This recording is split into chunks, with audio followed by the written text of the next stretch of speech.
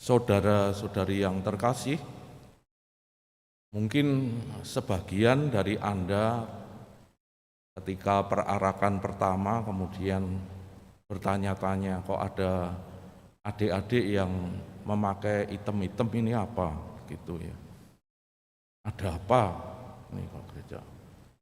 Semoga mereka juga menjadi calon suster ya, semoga. Ya, mengingatkan kepada kita sekalian memang hari Minggu Paskah kedua itu juga pesta kerahiman ilahi, di mana Santa Faustina, seorang suster dari Poland yang menerima semacam pewahyuan, penampakan pribadi dari Tuhan Yesus, yang kemudian membuat catatan-catatan dialog dengan Tuhan Yesus itu dalam buku catatan harian Santa Faustina, yang kemudian suster ini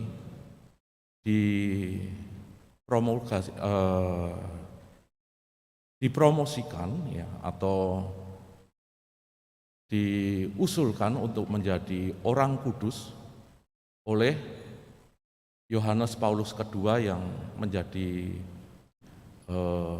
paus, tapi sebelumnya dia menjadi uskup di Krakow, Poland, yang kemudian mengusulkan suster ini dari Polandia oleh uskup Polandia, dan berikutnya tidak disangka juga Providentia Dei, penyelenggaraan ilahi,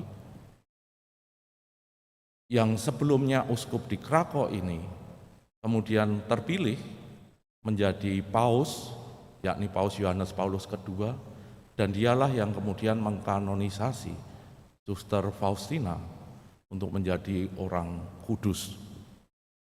Tentu kita juga bertanya-tanya, mengapa ya, Santa Faustina ini begitu luar biasanya? Karena mengingat ya, di Poland juga pada saat itu, kita ingat sekarang di Ukraina ini terjadi juga situasi yang sangat-sangat memprihatinkan. Ya, di Poland itu juga menjadi pusat genosid, pembinasaan atas orang-orang Yahudi. Di sana masih ada ya bekas-bekas di mana terjadi pembantaian yang mengerikan. Dan di situ juga apabila ya, kerahiman ilahi dalam artian tertentu kemudian sungguh-sungguh dirasakan, dialami ketika situasi-situasi berat. Jutaan orang dibawa dari berbagai macam tempat, karena Polandia menjadi sentral pusat dari jaringan kereta api, semuanya di situ. Lalu kemudian disitulah kemudian Nazi membuat tempat pembantaian yang mengerikan. Mungkin Anda yang sudah pernah ke sana bisa merasakan betapa ya mengerikan tempat itu, jutaan orang dibunuh. Dan saat itu Paus Yohanes Paulus II sebelum menjadi uskup, dia seorang imam, juga bekerja dia supaya tidak diketahui, karena seorang imam juga ditangkap nantinya, kayak Santo Maximilianus Maria Kolbe yang juga wafat di dalam penjara tersebut ya, blok-blok di situ. Ada orang blok di mana orang disuruh berdiri sampai rapat sampai mati. Ada blok yang dipakai juga untuk orang dicelup dalam air sampai mati. Ada blok juga yang sungguh-sungguh ngeri ketika ke sana. bersyukur bangsa manusia bisa melalui hal ini. Dan Santa Faustina, Paus Yohanes Paulus II begitu erat terhubung, sehingga Paus Yohanes Paulus II juga kemudian yang mengusulkan dan bersama-sama tentu dengan Gereja Universal menerima kesaksian-kesaksian dan catatan-catatan dari Santa Faustina ini. Saudara-saudari yang terkasih, iman tidaklah mudah ketika situasi-situasi semacam ini. Iman juga sungguh kita merasa seolah-olah kita harus mempunyai bukti. Seolah-olah apa yang bisa kita tangkap dengan panca indera, itulah keyakinan, kepercayaan. Seolah-olah apapun yang bisa dijelaskan dengan sains, teknologi, dengan ilmu, itu yang bisa dipercaya. Apakah benar demikian? Minggu Kerahiman Ilahi dan bacaan Injil pada hari ini mengingatkan kita sekalian bahwa iman melulu merupakan suatu anugerah rahmat gratis dari Allah yang membutuhkan tanggapan dari kita. Dan iman tentu tidak bisa serta-merta kemudian menjadi dewasa. Seperti seorang bayi yang bertumbuh memerlukan air susu, dikatakan Petrus dalam suratnya, demikian pula iman membutuhkan makanan supaya bisa bertumbuh. Saudara-saudari yang terkasih, ciri-ciri iman adalah suatu tindakan yang memerlukan akal budi memang, namun juga mendorong, menggerakkan agar kita menerima tanpa syarat kebenaran-kebenaran ilahi. Di mana itu kebenaran-kebenaran ilahi disampaikan di dalam kitab suci, tradisi suci, dan magisterium gereja, ajaran-ajaran gereja tanpa syarat.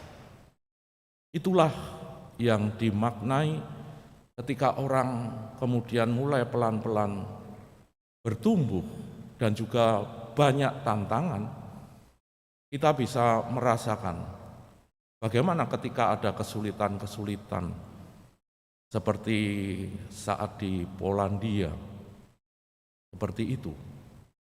Dan orang-orang atau murid-murid Kristus, pengikut yang tetap setia pada imannya, meskipun melihat sesuatu yang rasanya bagaimana ini, berat sekali. Kita bisa membayangkan, berimajinasi dengan sekitar sekarang 6 jutaan ya, pengungsi dari invasi yang terjadi di Ukraina itu. Bagaimana bisa memegang iman? Bagaimana bisa memelihara iman? Bagaimana bisa menumbuhkan iman? Kalau yang kita pegang hanya panca indera kita.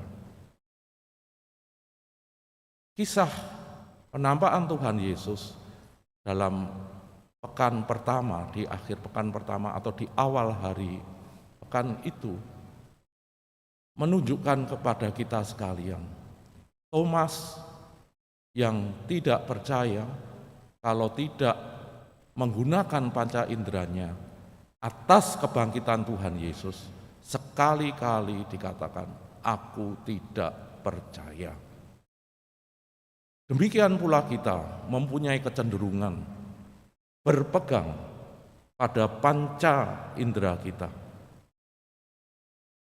Thomas Aquinas, kalau kita tuguran Kamis Putih, ya, itu ada lagu Adorote Devote Laten Deitas. Ya. Aku sembah sujud di hadapanmu, ya, kalau bahasa Indonesia. Tuhan yang tersamar, tertampak kini, hanya rupa roti, namun aku yakin panca indraku tidak menangkapnya, namun aku percaya akan sabdanya.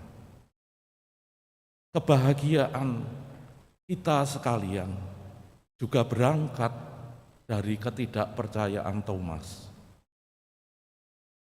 Dan Yesus yang tidak menghakimi, kalau seperti manusia, lo bener toh yang saya katakan, bener toh itu.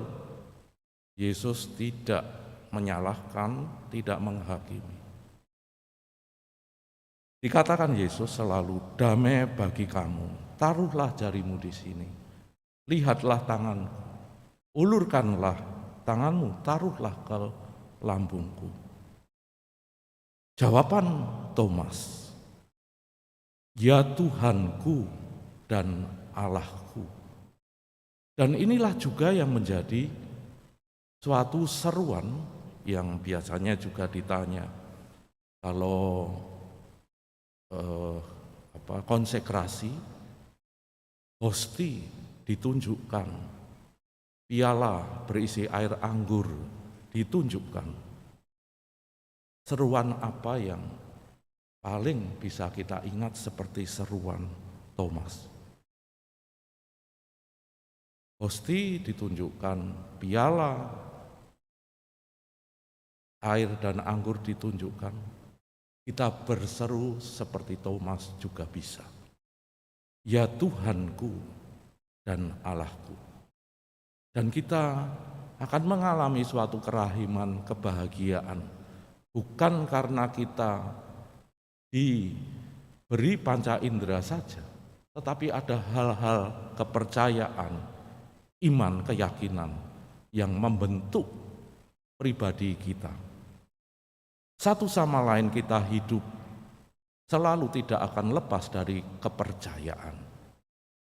Anda yang sedang berpacaran tentu tidak akan lepas dari suatu percaya kepada pasangan bahwa dia baik, dia mencintaiku dan akan menjadi pasanganku. Tidak ada yang terus-menerus selalu ragu, akan menjadi trouble, tetapi menuntut kepercayaan satu sama lain. Kita makan juga percaya kepada mereka yang mengusahakan, yang mengolah makanan itu. Apakah Anda selalu bertanya, ini ada MSG-nya enggak ya? Ini ada ininya enggak ya? Oh sudah enggak ada loh, saya ini enggak bisa makan seafood, apakah ada? Kita selalu percaya. Percaya kepada siapa lagi? Percaya kepada dokter juga, percaya kepada para medis. Suami istri juga harus menumbuhkan kepercayaan satu sama lain. Tanpa syarat, tanpa membutuhkan yang dinamakan panca indera. Itulah kepercayaan yang paling tinggi yang menjadikan orang bahagia. Semoga Injil pada hari ini mengingatkan kita sekalian kebahagiaan yang sejati, bukan yang palsu, adalah di mana kita saling mempercayai, di mana kita juga menjadi orang yang bisa dipercaya, di mana kemudian satu sama lain juga percaya. Meskipun kita tidak melihat proof-nya, buktinya. Berbahagialah mereka yang tidak melihat namun percaya. Tidak mudah. Dan itulah yang dimaksud dengan semakin dewasa di dalam iman. Tidak mudah kisah-kisah Paskah itu bisa diterima. Membutuhkan 313 tahun kekristenan dianiaya, dikejar-kejar, dibunuh, ribuan, jutaan menjadi martir. Jika Yesus tidak bangkit, sia-sia iman kita. Iman yang kita warisi dari iman para rasul. Seperti upacara cahaya malam Paskah. Cahaya terang Kristus hanya satu, masuk, diterima oleh mereka yang di sekitarnya pelan-pelan. Kemudian cahaya itu pelan-pelan menyebar dalam diri kita. Dan semoga juga kita semakin menyebarkan terang itu, karena kita menjadi muridnya yang bisa dipercaya dan mewartakan kebangkitan kehidupan, semangat di tengah-tengah apa yang sudah terjadi dalam diri Yesus. Sesudah itu ada kebangkitan, ada kehidupan. Itu perjuangan kita bersama. Amin.